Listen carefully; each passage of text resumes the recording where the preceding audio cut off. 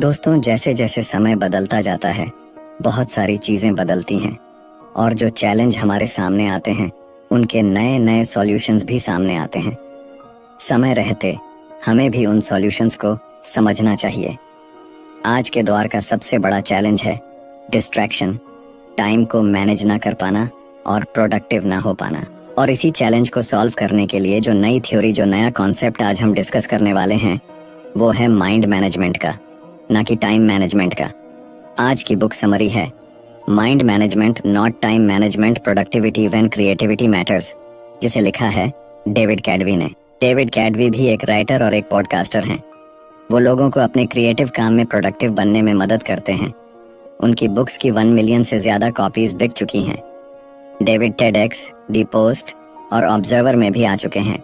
तो बात यह है कि कई बुक्स और स्पीकर्स ये बताते हैं कि अपने टाइम को कैसे अच्छे से इस्तेमाल किया जाना चाहिए।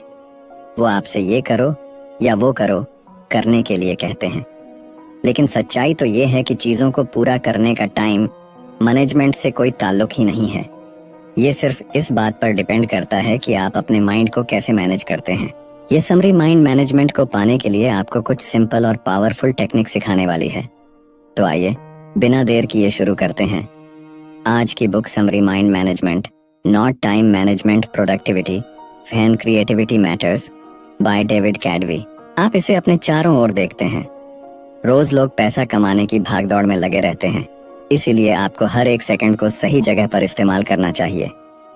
पैसा कमाने के लिए आप अपना कैलेंडर अलग अलग एक्टिविटीज से इस कदर भर देते हैं कि आपके पास आराम करने का वक्त ही नहीं होता। और इतना ही नहीं, आजकल तो लोग मल्टीटास्किंग भी करने लगे हैं, यानी कई काम एक साथ करना, जैसे लंच करते हुए अपने ईमेल का जवाब देना। क्या ये वही हसल कल्चर यानी भाग दौड़ वाला कल्चर है जिसका एक हिस्सा बनकर सभी गर्व महसूस करते हैं? क्या हमेशा थका थका रहना, गुस्सा करना या परेशान महसूस करना आम बात हो गई है? ये समरी ये साबित कर देगी कि टाइम मैनेजमेंट अब किसी काम का नहीं रहा और इससे आपको कुछ भी नहीं मिलेगा। आप ये सीखेंगे कि माइंड मैनेजमेंट सक्सेस पाने और कोई भी काम करने में कैसे आपकी मदद कर सकता है। आप ये भी सीखेंगे कि कुछ पाने के लिए आपको किसी भी तरह की जल्दबाजी करने की कोई ज़रूरत नहीं है। टाइम मैनेजमेंट नहीं, माइंड मैनेजमेंट अपने गोल्स को पाने का बेहतर तरीका है। तो आइए शुरू करते हैं इस पहले चैप्टर से, mind management not time management. इस बुक के ऑथर डेविड कैडवी खुद को एक राइटर नहीं मानते थे। उन्हें बचपन से ही लिखना कुछ खास पसंद नहीं था, लेकिन एक दिन उन्हें एक ऐसी बुक डील ऑफर की गई जिससे कोई बेवकूफ़ ही मना करता। इसीलिए डेविड ने अपनी लाइफ को इस तरह प्लान किया ताकि वो एक बुक लिख सकें। सबसे पहले उन्होंने इस बात का ध्यान रखा कि उनके पास बुक लिखने के लिए अच्छा खासा टाइम हो। उन्होंने अपने दोस्तों के साथ डिनर और दूसरे प्लान्स को कैंसिल कर दिया, पर इनकी जगह अपने राइटिंग सेशंस को रखने लगे। डेविड ने डेट्स पर जाना भी छोड़ दिया, यहाँ तक कि अपनी ग्रोसरी और खाना भी घर पर डिलीवर करवाने लगे। उन्होंने अपनी बुक लिखने पर फोकस करने के लिए जी जान लगा दी थी। एक राइटर के दिमाग में शब्दों का जैसे एक पिटारा सा होता है, पर वो शब्दों के साथ खेल जाते हैं। लेकिन डेविड के लिए ये सब इतना नेचुरल या आसान नहीं था। जब वो लिखने बैठते तो एक शब्द भी नहीं लिख पाते थे और न जाने कंप्यूटर के सामने बैठे बैठे यूं ही कितने घंटे निकल जाते। फिर उन्हें खुद पर प्रेशर महसूस होने लगा। डेविड को अगले कुछ हफ्तों में बुक का 25% काम खत्म करके पब्लिशर को दिखाना था। अगर वो ऐसा नहीं कर पाते तो डील कैंसिल हो सकती थी। डेविड अपनी फैमिली और दोस्तों को निराश नहीं करना चाहते थे। बड़बड़ाहट में उन्होंने कोस्टा रिका में एक रिट्रीट ज्वाइन करने का मन बनाया। वो ये बात अच्छे से जानते थे कि वहां जाकर भी वो कुछ नहीं लिख पाएंगे। क्या इसका मतलब ये है कि रिट्रीट ज्वाइन करने से उन्हें पछतावा हुआ था? बिल्कुल हुआ था, लेकिन डेविड ने सोचा कि जगह बदलने से शायद उन्हें राइटर्स ब्लॉक से बाहर निकलने में मदद मिलेगी। डेविड को रिट्रीट के लिए हाँ कहने के बाद पछतावा होने लगा और वो अपने घर से बाहर निकल गए। वो अपनी फ्रस्ट्रेशन को दूर करना चाहते थे। तब उनकी मुलाकात डिएगो से हुई। वो रोड के दूसरी तरफ थे जब उन्होंने डेविड को इस तरह बुलाया जैसे मानो वो दोनों दोस्त थे। डिएगो ने हाथ से इशारा करते हुए डेविड को बुलाया और उनसे स्पेनिश में बात करने लगे। डेविड एक बेवकूफ़ की तरह नहीं दिखना चाहते थे, इसलिए उन्होंने डिएगो की बात का जवाब दिया। उनसे बात करने पर डेविड को पता चला कि डेगो ऐसे ही कुछ बात करना चाहता था। उन्हें बीच पर घूमना और बारिश का मौसम बेहद पसंद था। उनकी बातें ज्यादा लंबी तो नहीं चली, लेकिन डेविड को इसके बाद काफी अच्छा महसूस हो रहा था। जब डेविड घर लौटे तो दोबारा कंप्यूटर के सामने बैठ गए। अगले 1 घंटे में डेविड पहला चैप्टर लिखने में कामयाब रहे। इससे डेविड को समझ में आया कि ऐसा क्या हुआ था जिससे वो लिख पाने में कामयाब रहे थे। इसकी वजह लिखने के लिए समय निकालना नहीं था। टाइम मैनेजमेंट अब इफेक्टिव यानी कारगर नहीं रहा है।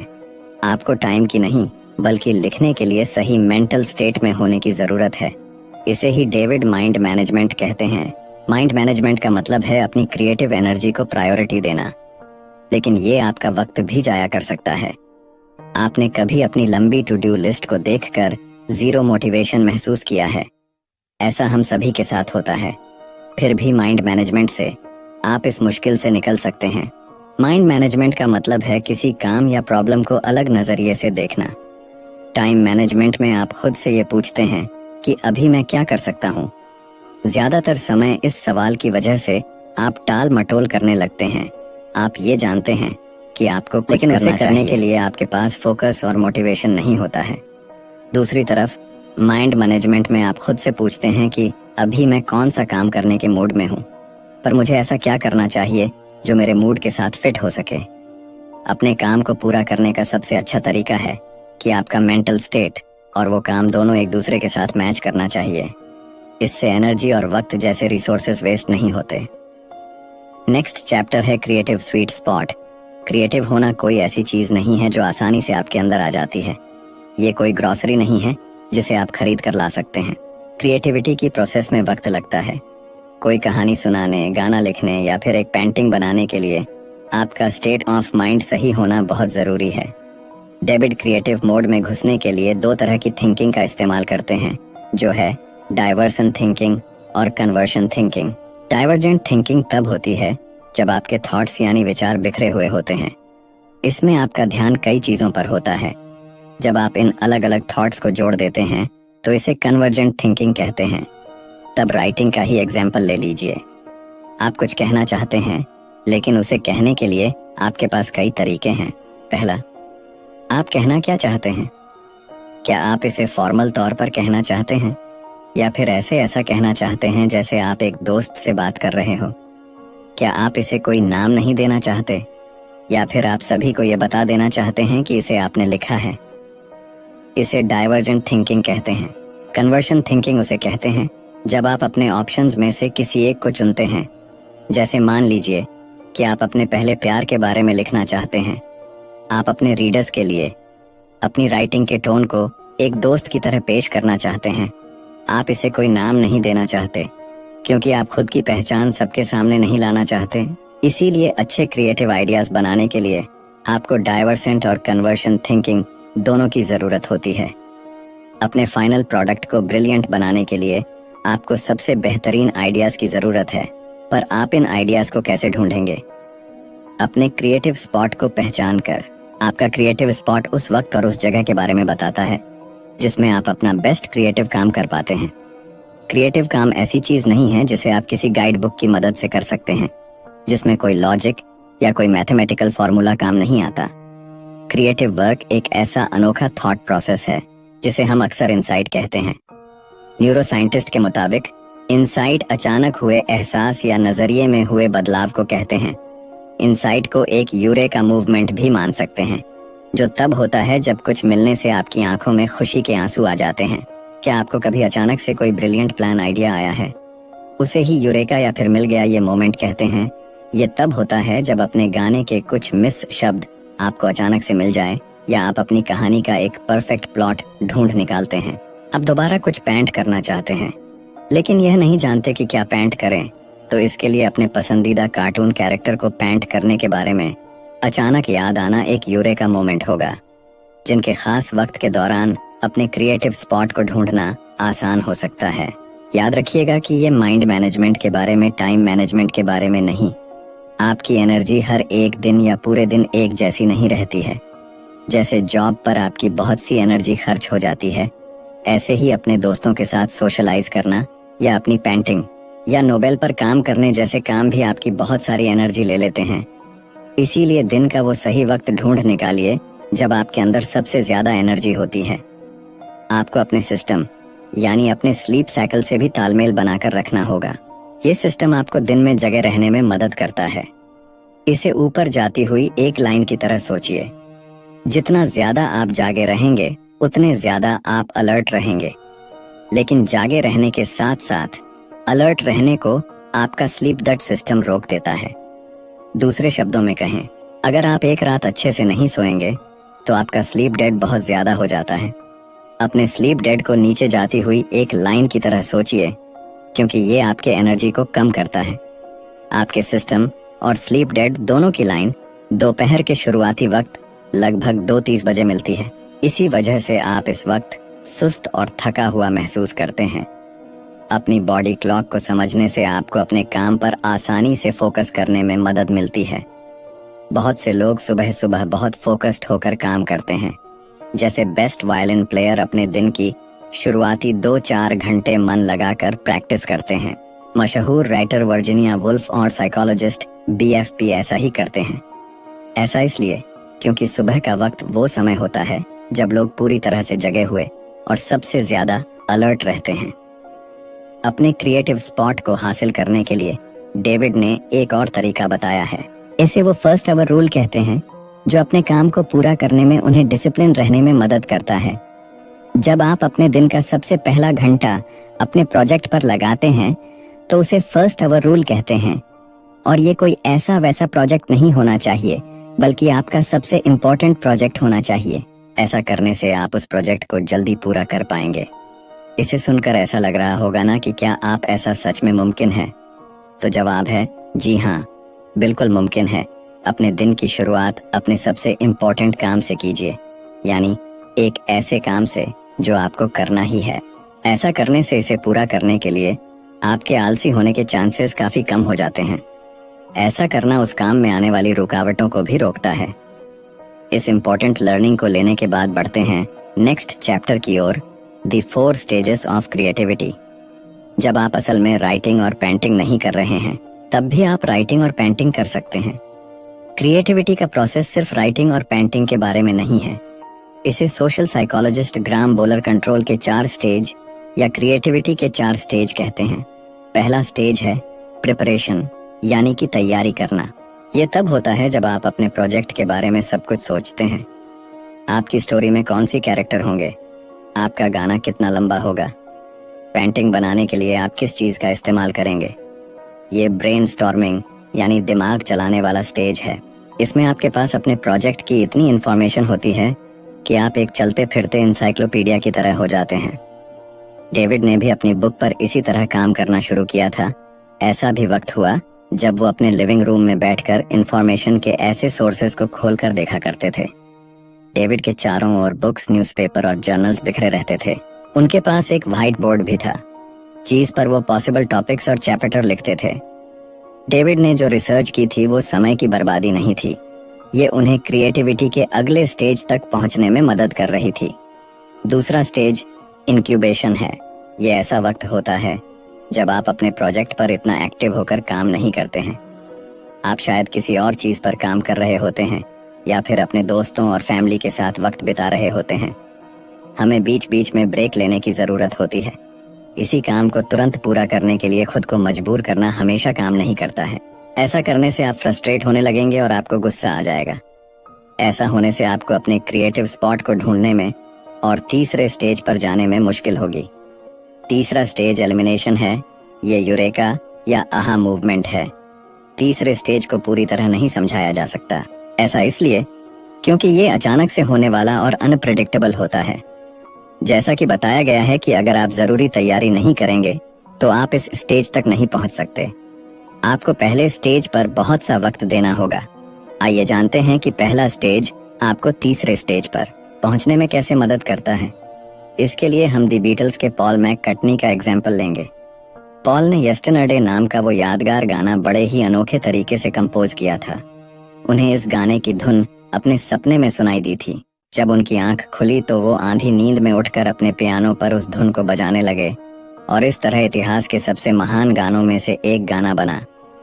लेकिन ये इतना भी आसान नहीं था। येस्टरडे लिखने से पहले भी पॉल कुछ गाने लिख और बना रहे थे। वो सालों से म्यूजिक क्रिएट करते आ रहे थे और क्योंकि वो येस्टरडे जैसा गाना लिख पाए थे, उनका काम वही नहीं रुक गया था। नहीं, पॉल ने यह पक्का किया कि वो चौथे स्टेज को भी अच्छे से पूरा करें, जो है वेरिफिकेशन। चौथा स्टेज वेरिफिकेशन है। ये तब होता है जब आप एलिमिनेशन की स्टेज में आए यूरेका मूवमेंट के बारे में सोचते हैं। इसमें आप ये पक्का कर लेते हैं कि आपका जो आइडिया था वो फुल प्रूफ और ब्रिलियंट है। आप ये डबल चेक करते हैं कि किसी चीज की कमी तो नहीं है। पॉल को 100% विश्वास तो नहीं था कि उनका बनाया हुआ गाना ओरिजिनल था। उन्हें लगा कि हो सकता है कि यह भी एक ऐसी धुन थी जो उन्होंने पहले कभी सुनी थी। ऐसे वक्त ऐसे ENP या सॉफ्टवेयर नहीं हुआ करते थे जो ये बता सके कि कोई धुन ओरिजिनल है या नहीं। इसीलिए पॉल ने 1.5 साल इस बात को पक्का करने में ही लगा दिया कि वो धुन उनकी खुद की थी या नहीं। इसी दौरान उन्होंने अपने गाने को बदलने के लिए उसके लिरिक्स, ट्यून और अरेंजमेंट को सुधारने पर काफी काम किया। अगर आप क्रिएटिविटी के हर स्टेज में अपना वक्त नहीं लगाएंगे तो आप कभी कोई मास्टरपीस नहीं बना सकते। आपको इस पूरे प्रोसेसर के हर स्टेज से होकर गुजरना होगा। नेक्स्ट चैप्टर है दी 7 mental state of creative work. David का कोई स्ट्रिक्ट यानी रूल नहीं था, लेकिन उनके पास करने के लिए ऐसे काम और जाने के लिए ऐसी जगह थी जो उन्हें लिखने के सही मूड में लाने में मदद करते थे। अपनी छोटी सी नोटबुक में कुछ लिखने के लिए वो जॉन हैंकॉक सेंटर के 19 5th फ्लोर पर जाते थे। ये थॉट्स शुरुआत में बिखरे हुए से रहते हैं, लेकिन इन्हें लिखने के बाद डेविड को वो दूसरी चीजें भी दिखने लगती हैं जो उन्हें लगता था कि अपने बुक में शामिल करनी चाहिए। जॉन हैंकॉक सेंटर डेविड को उनके थॉट्स को अरेंज करने में मदद करता था। एब्सेंटो कॉफी नाम की एक कॉफी प्लेस थी जो डेविड को बहुत पसंद थी। वहाँ का मन लुभाने वाला खूबसूरत नज़ारा और कॉफी बीन्स की सुगंध उस जगह को राइटिंग के लिए एक आइडियल जगह बनाती है। डेविड की तरह आप भी अपने मेंटल स्टेट के मुताबिक अलग अलग तरीके के काम कर सकते हैं। आपका mental state in 7 mental status में से एक हो सकता है। पहला है प्रायोरिटाइज्ड मेंटल स्टेट। ये तब होता है जब आप एक प्लान बनाते हैं। आप ये फैसला लेते हैं कि आपको क्या करने की जरूरत है और आप उसे कैसे हासिल करेंगे। इसमें आप ये भी डिसाइड करते हैं कि क्या इम्पोर्टेंट है और क्या नहीं। यही तो डेविड जॉन हैंकॉक सेंटर में करते थे। दूसरा है एक्सप्लोर मेंटल स्टेट। ये रिसर्च करने के बारे में नहीं है। इसमें स्पेसिफिक सवालों के स्पेसिफिक जवाबों को देने की जरूरत नहीं होती। एक्सप्लोर मेंटल स्टेट में अपनी क्यूरियोसिटी को खोला छोड़ने और इसके लिए गिल्टी फील ना करने के बारे में कहा गया है। जैसे मान लीजिए कि आप कुछ पेंट करने का सोच रहे हैं। आपको क्या पेंट करना है, आप इस बात पर रिसर्च करते हैं, लेकिन इस चक्कर में आप पेंटिंग की हिस्ट्री पर एक पूरी डॉक्यूमेंट्री देख डालते हैं। आप अपनी क्यूरियोसिटी को फ्री छोड़ देते हैं, यानी आजाद कर देते हैं। तीसरा है रिसर्च मेंटल स्टेट। ये ऐसी जगह है जहां आप स्पेसिफिक सवाल और उसके जवाब ढूंढते हैं। डेविड ज्यादातर वक्त इसी स्टेट में रहते हैं। वो ये रिसर्च करते हैं कि एक चैप्टर को कैसे बनाया जाए या फिर ये कैसे वेरीफाई किया जाए कि अपनी बुक में जो फीनेक्ट वो लिखने वाले हैं वो सही हैं या नहीं। चौथा है जनरल मेंटल स्टेट। ये वो स्टेट है जहां आप एक्चुअल में काम करते हैं। आप पहले दिए गए मेंटल स्टेटस में इकट्ठे किए गए आइडियाज को जोड़कर कुछ बनाते हैं। जैसे अपना पहला ड्राफ्ट लिखना। पांचवा है पॉलिश मेंटल स्टेट। ये स्टेज उस काम को एडिट करने और तराशने का है जो आपने पिछली स्टेट में बनाया था। जैसे आप ये ध्यान देते हैं कि आपके सेंटेंस का कोई मतलब हो। पेंटिंग में आप ये चेक करते हैं कि कैनवास पर ऐसी कोई जगह ना छूट गई हो जहां आपने पेंट नहीं किया, या कोई ऐसा कलर तो नहीं है जिसे और ज्यादा डीप या हल्का करने की जरूरत है। छठा है एडमिनिस्ट्रेटिव मेंटल स्टेट। आप हमेशा अपने क्रिएटिव काम पर फोकस नहीं कर सकते। आपकी भी कुछ जिम्मेदारियां हैं जो आपको करनी होगी, जैसे अपने बिल्स भरना और अपनी फैमिली के साथ वक्त बिताना। ये मेंटल स्टेट इसलिए जरूरी है क्योंकि आपको अपनी लाइफ के दूसरे एरिया पर भी ध्यान देना होगा। आखिर में रिचार्ज मेंटल स्टेट होता है। इसमें आपको खुद को आराम देने और रिफ्रेश करने की जरूरत होती है। एक दिन छुट्टी लीजिए या वेकेशन पर जाइए जब डेविड अपनी बुक होती है। एक दिन छुट्टी लीजिए या वेकेशन पर जाइए क्नॉइस जब डेविड अपनी बुक को लेकर स्ट्रेस लेते हैं तो वो मसाज लेने चले जाते हैं। कभी कभी फनी वीडियो या मूवी देखना भी इसमें मदद कर सकता है। खुद को शांत करने और अपने माइंड को रिलैक्स करने के तरीके ढूंढे। क्रिएटिव साइकिल्स डेविड का बड़ा अजीब सा रूटीन था। रात को 12 बजे से सुबह 4 बजे तक वो सिर्फ अपनी बुक पर फोकस करते थे। सुबह 4 बजे वो लाइट ऑफ करते, अपना कंप्यूटर बंद करते और दोपहर तक सोते रहते। अगले दिन दोपहर में डेविड तैयार होते और कॉफी शॉप चले जाते। वो कैफे में तब तक काम करते जब तक उसके बंद होने का वक्त नहीं हो जाता था। इसी को डेविड क्रिएटिव साइकिल कहते हैं। ये एक ऐसा रिपीट होने वाला साइकिल है जिसमें अपने काम में आगे बढ़ने के साथ साथ आपको आराम करने का वक्त भी मिलता है। क्रिएटिव साइकिल में क्रिएटिविटी के 4 स्टेज होते हैं, जिसमें आप प्रिपेयर, इनकलबेट, एलिमिनेट, ऑनर, वेरीफाई करते हैं। क्रिएटिव साइकिल को टाइम पर बेस्ड होने की जरूरत नहीं है। ये हफ्तों और यहाँ तक कि कई अलग अलग मौसम पर बेस्ड हो सकता है। आइए क्रिएटिव साइकिल का एक एग्जाम्पल देखते हैं। बैट क्रिएटिविटी की पहले स्टेज प्रिपरेशन को रात में करना पसंद करती है। रात की शांति उन्हें फोकस करने में मदद करती है। नॉइस, इसलिए वो अपने गाने के लिए बहुत सी इंफॉर्मेशन ढूंढ पाती है, चली जाती है। उन्हीं से वो क्रिएटिविटी के दूसरे स्टेज में चली जाती है, जो है इंक्यूबेशन। जब वो सोती है तो बेथ का ध्यान अपने क्रिएटिव काम पर नहीं रहता। इससे सुबह बेथ को आराम और इंस्पायर्ड महसूस होता है। वो क्रिएटिविटी के तीसरे स्टेज में पहुंचाती है, जो है इल्यूमिनेशन। जब वो अपना ब्रेकफास्ट खाती है तो उन्हें एक आहा मूवमेंट मिलता है। उन्हें अपने गाने के सही अल्फाज मिल जाते हैं और वो तुरंत उन्हें अपने पास रखे टिश्यू पेपर पर लिख लेती है। पूरी दोपहर अपने गाने को सुधारने में लगा देती है। वो कुछ अल्फाजों को बेहतर अल्फाजों से बदल देती है और उस धुन को बजाने के लिए बेस्ट इंस्ट्रूमेंट्स को चुनती है। अपने माइंड को मैनेज करने के लिए बहुत से ऑप्शंस हैं। आपको सिर्फ वो ढूंढने की जरूरत है जो आपको सबसे ज्यादा सूट करता है।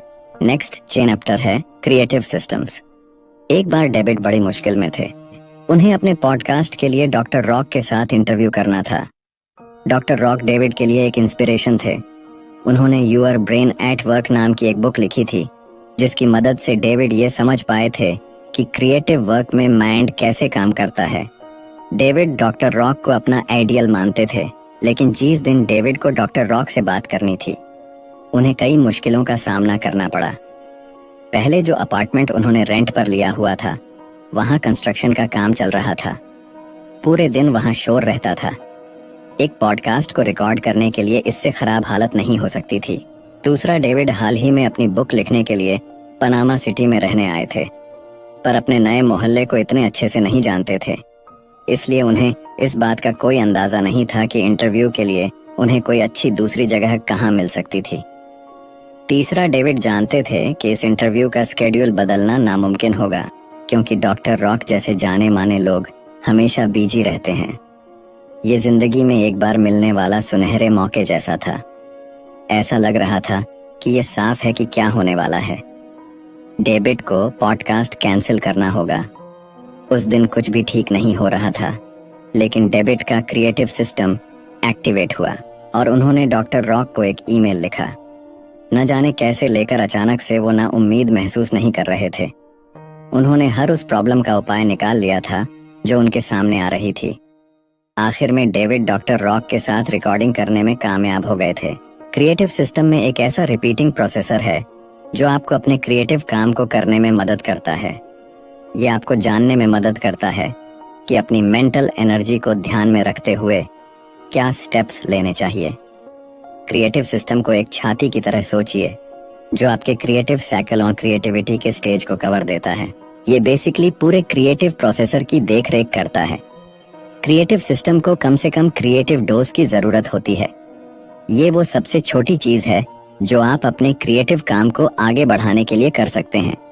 मान लीजिए कि आप एक राइटर हैं। आपका मिनिमम क्रिएटिव डोज है अपनी बुक का एक पैराग्राफ लिखना। मिनिमम क्रिएटिव डोज आपको अपनी दूसरी प्रायोरिटीज पर ध्यान देने में मदद करता है। क्रिएटिव काम के लिए ओपन लूप भी अच्छी चीज है। आइए एक एग्जाम्पल से समझते हैं। जब आप अपनी बिल्ली को खाना देते हैं तो आप ध्यान देते हैं कि उसका खाना खत्म होने वाला है। आप सुपरमार्केट से बिल्ली का खाना लेने के लिए एक मेंटल नोट बना लेते हैं। ये एक ओपन लूप इसलिए है क्योंकि कैट फूड खरीदना है आपके दिमाग में लगातार चलता रहता है, तब भी जब आप दूसरा काम कर रहे होते हैं। ओपन लूप आपके माइंड में जगह गिरे रहता है। ये मेंटल स्पेस, ये जगह तभी खाली हो सकती है जब आप उस काम को पूरा कर लेते हैं, यानी कैट फूड खरीद लेते हैं। एक नेगेटिव चीज जैसा लग रहा है ना, लेकिन ओपन लूप आपकी क्रिएटिविटी के लिए फायदेमंद होते हैं या आपके प्रोजेक्ट को आगे बढ़ाने में मदद करते हैं। आइए उस एग्जाम्पल पर वापस चलते हैं जहां आप एक राइटर थे और अपनी बुक के लिए एक पैराग्राफ लिख रहे थे कि आपके दिमाग में एक कूपन लूप बनाता है जिसे आप अगले दिन और आगे आने वाले दिनों में वापस देख सकते हैं। इस तरह अगर आप अपना पूरा दिन राइटिंग में नहीं भी लगा पाते हैं तो भी आपको गिल्टी महसूस नहीं होगा। जब तक आप प्रोग्रेस कर रहे हैं आप आगे बढ़ते रहेंगे और अपना मोमेंटम नहीं खोएंगे। क्रिएटिव सिस्टम की सबसे अच्छी बात यह है कि आप बहुत सारे ओपन लूप रख सकते हैं। एक लूप आपकी स्टोरी के प्लॉट से जुड़ सकता है जबकि दूसरा स्टोरी के कैरेक्टर के बैकग्राउंड से। क्रिएटिव सिस्टम आपको बहाने बनाने से भी रोकता है। आप ये भी नहीं कह सकते कि आपके पास टाइम नहीं है, क्योंकि मिनिमम क्रिएटिव डोज के लिए कुछ ही मिनट चाहिए होते हैं। और अब वो मोर जिसे हम कहते हैं कंक्लूशन, यानी अभी तक हमने जितने भी चैप्टर पढ़े और सुने उनकी की लर्निंग्स को हम यहाँ पर रिपीट करेंगे। सबसे पहले आपने सीखा कि माइंड मैनेजमेंट क्या होता है। इसका मतलब है अपने काम को करने के लिए सही मेंटल स्टेट बनाना। यह खुद से यह पूछना है कि मैं कौन सा काम करने के मूड में हूँ, पर मैं ऐसा क्या कर सकता हूँ जो उस मूड में फिट हो सके। दूसरा, आपने सीखा कि अपने क्रिएटिव स्वीट स्पॉट को ढूंढकर आप माइंड मैनेजमेंट हासिल कर सकते हैं। डिवोजेंट ऑनर कन्वर्शन थिंकिंग अप्लाई करने से आप ऐसा कर पाएंगे। दोनों तरीकों से आप यूरेका मूवमेंट बना सकते हैं जो आपके क्रिएटिव काम में अचानक आए कामयाबी की तरह होता है। अपने क्रिएटिव स्वीट स्पॉट को ढूंढने के लिए आपको अपने सबसे प्रोडक्टिव टाइम को पहचानना होगा। ज्यादातर लोग सुबह काम करना पसंद करते हैं क्योंकि उस वक्त के दौरान डिस्ट्रैक्शन कम होते हैं। तीसरा, अपनी क्रिएटिविटी के 4 स्टेज के बारे में जाना। आपको कुछ कमाल बनाने के लिए इन सभी स्टेजेस से गुजरना होगा। ये स्टेज प्रिपरेशन, इंक्यूबेशन, इल्यूमिनेशन और वेरिफिकेशन है। चौथा, अपने क्रिएटिव काम के साथ मेंटल स्टेटस के बारे में जाना। ये स्टेट आपको क्रिएटिविटी के 4 स्टेज को पूरा करने में मदद करते हैं। ये 7 मेंटल स्टेट है: priorities, explore, research, generate, polish, administrate और रिचार्ज। 5वां, आपने क्रिएटिव साइकिल के बारे में जाना। ये क्रिएटिव काम करने और आराम करने के लिए टाइम निकालने का रिपीटिंग साइकिल है। क्रिएटिव साइकिल ये डिसाइड करता है कि कौन सा टाइम फ्रेम आपके लिए काम करता है, भले ही वो हफ्ता, महीना या कोई सीजन ही क्यों ना हो। क्नॉइस। छठा, अपने क्रिएटिव सिस्टम के बारे में जानना। ये क्रिएटिविटी के 4 स्टेज और क्रिएटिव साइकिल की देखरेख करता है। ये एक ऐसा रिपीटिंग प्रोसेसर है जो आपको क्या स्टेप्स लेने चाहिए या उन्हें कैसा करना चाहिए जैसे सवालों के जवाब ढूंढने में मदद करता है। आज पूरी दुनिया भागती हुई जिंदगी की आंधी हो गई है। इसमें सभी जल्द से जल्द ज्यादा से ज्यादा काम करने में लगे हुए हैं, लेकिन चीजों को धीरे धीरे करने का अलग ही मजा है। तो उस प्रोसेसर को एंजॉय कीजिए और जल्दबाजी मत कीजिए। जैसे कि कहावत है कि बड़ी चीजें उन्हीं को मिलती हैं जो उसके लिए इंतजार करते हैं, और इसी बात को हमारे वेदों में कहा गया है कि धैर्यता में ही विजय है। कि डिस्ट्रैक्शन के दौर में अपनी क्रिएटिविटी को बढ़ाने के लिए, खुद को फोकस रखने के लिए ये जितने भी टूल्स और लर्निंग आपको मिली वो आपके लिए इनवैल्यूएबल साबित होंगी और आप इन्हें अपनी लाइफ में इम्प्लीमेंट भी करेंगे।